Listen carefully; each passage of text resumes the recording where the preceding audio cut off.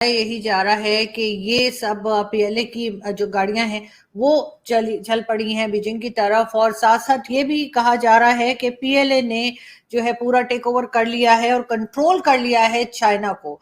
अब बात हो रही है परमानेंट मेंबरशिप आप यूएन की कि किन किन कंट्रीज को मजीद इंजेक्ट किया जाए या होना चाहिए। हिंदुस्तान का नाम इस रीजन से आ रहा है। इसके अलावा सुमित जी, एक तो ये बताइएगा कि परमानेंट मेंबरशिप एक यकीनन एक बहुत बड़ी चीज होती है। सिर्फ 5 कंट्रीज मेरे ख्याल ये ताकत रखते हैं पूरी दुनिया में out of 200 countries. But Hindustan को हम देख रहे हैं पिछले कई सालों से ट्राई कर रहा है। और अभी मैं कुछ आर्टिकल्स पढ़ रहा था और उसमें ये बात हो रही थी कि जयशंकर साहब इसके ऊपर बड़ा जिसे कहते हैं कि बड़ा फोकस्ड होके वो काम कर रहे हैं, मुख्तलिफ दुनिया के लोगों से मिल रहे हैं और शायद वो इसको अचीव भी करने के करीब हो या हो सकते हैं। क्या आपको नजर आता है कि मतलब कब हो सकता है, क्या हो सकता है या नहीं हो सकता, या कौन इसको नहीं करने देगा? देखिए फखर भाई, शो पे बुलाने के लिए धन्यवाद। काफी अच्छा सवाल पूछा आपने। अगर आप ये यूएनएससी में देखें जहाँ 5 स्टेट्स हैं जो जो बेसिकली पावर सेंटर है यूनाइटेड नेशंस का जी, जब ये बना था तब जो वर्ल्ड ऑर्डर था, अगर आप तब के वर्ल्ड ऑर्डर को देखें, वो यूरोप सेंट्रिक था, यूरोप सेंट्रिक वर्ल्ड ऑर्डर था तब। इसीलिए अगर आप देखेंगे वहाँ एक अमेरिका को दे दिया, नीचे से यहाँ मान लीजिए एक चाइना को दे दिया, बाकी तीनों जो पावर है ये यूरोपियन पावर्स है। तो ये यूरोप सेंट्रल वर्ल्ड था और यूरोप सेंट्रिक जीडीपी था। सारा वर्चस्व जो था यूरोप सेंट्रिक था। तो हमें यूएनएससी में सिक्योरिटी काउंसिल में सीट ऑफर हुई थी, पर हमारे प्रधानमंत्री जी थे चाचा नेहरू जी, पंडित नेहरू जी, उन्होंने बोला नहीं चाइना को दे दो। चलिए वो अलग बात है, हमसे गलती हुई है, मतलब ऐसी बात नहीं कि हमें मिला नहीं था पहले भी। अब ये था तब वर्ल्ड ऑर्डर। अगर आप आज का वर्ल्ड ऑर्डर देखिए, आज का वर्ल्ड ऑर्डर कंप्लीटली बदल गया। यूरोप सेंट्रिक वर्ल्ड ऑर्डर तो रहा ही नहीं है, एशिया सेंट्रिक वर्ल्ड ऑर्डर है। एक एशिया सेंट्रिक वर्ल्ड ऑर्डर है। इसमें अगर आप जीडीपी से देखिए, आप मिलिट्री से देखिए, आप इकोनॉमिक पावर से देखिए, आप पॉपुलेशन से देखिए, आप कहीं से भी देखिए, तो अब ये जो यूरोप सेंट्रिक वर्ल्ड ऑर्डर है ये रहा ही नहीं। अब एक एशिया सेंट्रिक वर्ल्ड ऑर्डर आ गया, पहली बात। दूसरी बात, अब अमेरिका को निकालिए, चलिए जी, वो एक अपना सुपर पावर है, सबसे बड़ी इकोनॉमी है। रशिया एक मिलिट्री पावर है, उसको निकाल लीजिए। चाइना चलिए एक सबसे बड़ी पॉपुलस कंट्री है, ठीक है, चाइना का जीडीपी ज्यादा है, एक वहाँ चाइना को अलग कर दीजिए। बट जो बाकी 2 कंट्रियां बचती है उनका हमसे क्या कंपैरिजन? अगर हम मिलिट्रीली देखें, इकोनॉमिकली देखें, वर्ल्ड क्लाउड में देखें, पॉपुलेशन में देखें, फॉरेन एक्सचेंज रिजर्व में देखें, contribution to the world GDP में देखें, आप किसी भी पैरामीटर से उनको इंडिया से कंपेयर करें, आबादी में कंपेयर करें, खाली आबादी क्राइटेरिया नहीं होता, इसलिए मैंने आबादी की लास्ट में बात की। अब आबादी से कंपेयर करें उनको, if they deserve to be there, why we should not be there? अब हमारे क्रेडेंशियल क्या, why we should be there is most important. Sir, we are around 18% of the world population, ठीक है जी, 3rd most powerful navy, army, air force. We are the world's 5th largest economy, 3rd by PPP, 3rd biggest navy, 3rd highest foreign exchange reserve. We contribute maximum to the UN peacekeeping forces. सबसे बड़ा contributor हमारे रहते हैं, और हमारे काफी लोगों ने अपनी जानें दी है यूएन पीसकीपिंग मिशंस में, ठीक है जी। उसके अलावा आप इंजीनियरों की बात करें, सबसे ज्यादा इंजीनियर हम दुनिया को देते हैं, डॉक्टर हम देते हैं, दवाई हम देते हैं, HCQ हम देते हैं, वैक्सीन हम देते हैं। 5 बिलियन वैक्सीन देने की तो बात हमने की ना, ये काम तो हमें दिया गया ना दुनिया को देने के लिए। हमें तो अपने लोगों को तो वैक्सीन लग गया। अब जो हम वैक्सीन बना रहे हैं, 5 बिलियन वैक्सीन बना रहे हैं। अभी हम सर्विकल कैंसर का वैक्सीन बनाया सर फखर भाई, 200 से 400 रुपए के बीच आएगा, पहले इंडिया में जाएगा फिर बाहर जाएगा। That vaccine will be needed by almost every adult, every woman who has crossed puberty. उनको उस वैक्सीन की जरूरत पड़ेगी, तो हर माता बहन को उस वैक्सीन की जरूरत पड़ेगी, वो भी हम बना के दे रहे हैं। जब आप हमें इन सब समीकरणों में डाल रहे हैं, हम G20 में, हम क्वाड में, हम SCO में, हम I2U2 में, हम SCO में है, दुनिया के 8-9 जो बड़े प्लेटफॉर्म्स हैं उन सब में हम हैं। तो जब आप हर जगह हम हैं, ये हमारे क्रेडेंशियल्स है, why we don't deserve to be in UNSC, सवाल ये है। दूसरी बात, यूएनएससी फखर भाई हो गया redundant. UNSC has not been able to prevent any war. Russia Ukraine से लेके इंडिया पाकिस्तान की लड़ाई देखें, दुनिया में कोई भी लड़ाई देखें, यूएनएससी हैज बिकम रिडंडेंट। कारण क्या है? 5 लोगों को आपने पावर दी थी एससी में, 5 लोगों में एक कम्युनिस्ट चाइना बैठा है जो अपने इसका किसी का दोस्त नहीं, ठीक है जी।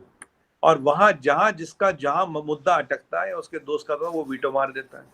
अब आप देखिए, यहाँ विडम्बना बताता हूँ आपको, हाफिज सईद को पाकिस्तान कहता है टेररिस्ट है, हाफिज सईद को कहता है फिर टेप, हाँ ये इसको पकड़ के देंगे हम तुम्हें, ठीक है जी, ये इसको पकड़ भी लिया हमने, इसको हमने जेल में डाल दिया। वही हाफिज सईद पे वही मसूद अजहर पे चाइना टेक्निकल होल्ड लगाता है।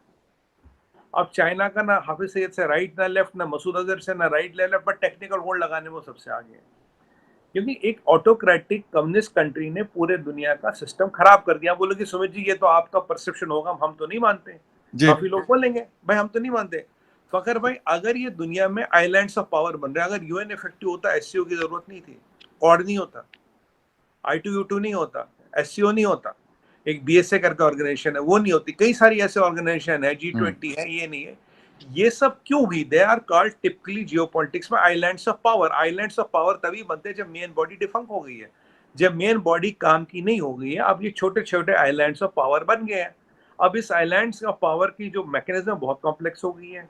देखिए कहीं हम चाइना के साथ कहीं हम विरोध करते हैं, कहीं हम उनके साथ टेबल पे बैठते हैं, करेक्ट?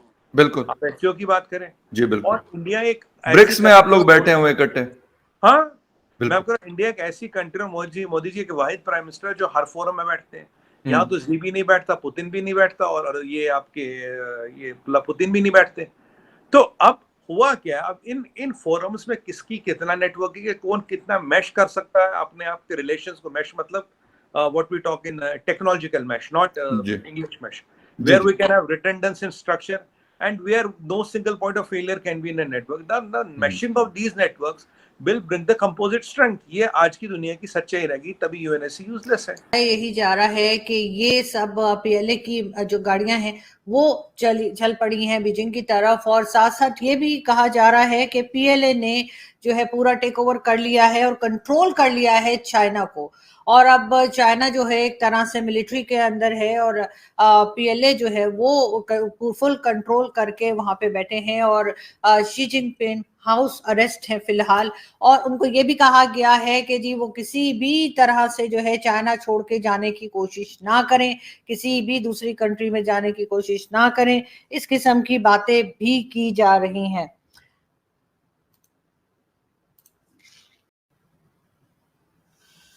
पाकिस्तान के लिए अगर ये खबर सही है कि शी जिनपिंग जो है उसको हाउस अरेस्ट कर दिया गया है, बल्कि हटा दिया गया है, और एक तरह से मिलिट्री ने जो है वो चाइना के ऊपर कब्जा कर लिया है, कहा यही जा रहा है कि इस वक्त पीएलए जो है वो चाइना को चला रहा है। खैर पाकिस्तान के लिए कोई खास बात इसलिए नहीं है कि पाकिस्तान में तो मिलिट्री अक्सर ही गवर्नमेंट्स को हटाती रहती है, बाहर भगा दिया करते हैं, किसी दूसरी कंट्री में लटकाते रहते हैं, फांसी भी लटकाया गया है, और कई दूसरी तरह की अब सब लोग जानते हैं कि किस तरह से काम होता है। लेकिन फिर भी चाइना के लिए शायद ये कोई नई बात होगी, और लेकिन साथ साथ पाकिस्तान के लिए ये भी एक फिक्र की बात है कि आखिर अगर ऐसा हो गया है तो पाकिस्तान के साथ जो नए लोग आएंगे चाइना में, जो नई गवर्नमेंट बनेगी, उनके साथ हमारे टर्म्स कैसे होंगे, और क्या वो भी यही कहेंगे कि जी समंदर से गहरी, आसमानों से ऊंची, और पता नहीं पहाड़ों से ऊंची, और क्या क्या वो सब कुछ चलेगा या नहीं चलेगा। एक बहुत फिक्रमंद कर देने वाली ये न्यूज है, खास तौर पे पाकिस्तान को,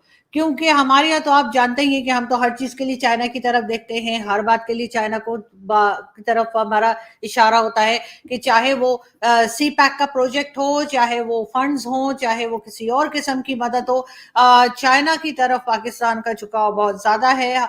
कई चीजें चाइना के पास हमारी मॉर्गेज भी की गई हैं, जिसमें चाहे मोटरवेज हो, चाहे बिल्डिंग्स हो, एयरपोर्ट्स हो, और कई तरह की चीजें, जिसमें कि हम ऑलमोस्ट एक तरह से चाइनीज कॉलोनी पाकिस्तान जो है वो बन चुका है, और अब उसमें से निकलना पाकिस्तान के लिए कितना मुश्किल होगा ये तो सभी समझ सकते हैं, और मेरे ख्याल है इस वक्त कोई सोच भी नहीं रहा कि उसमें से निकला जाएगा।